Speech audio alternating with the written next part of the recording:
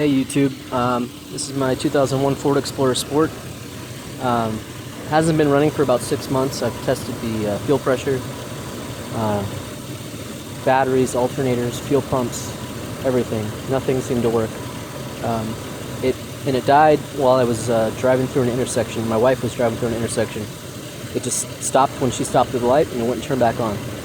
But what fixed it was this. This relay right here, I removed this relay and I put the one that was right here, right there, and it started right up. And that was it. I hope that helps.